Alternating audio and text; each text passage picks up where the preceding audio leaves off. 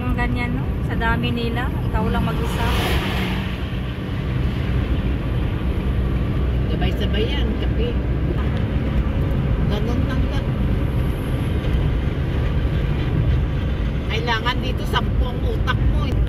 Ikaw siguro po pwede ka talaga dito dahil amo mo na yan. Ingatan mo rin yan dahil hawak mo yan na mabuti na parang binigyan ka ng Larnaca na to, Panginoon. te?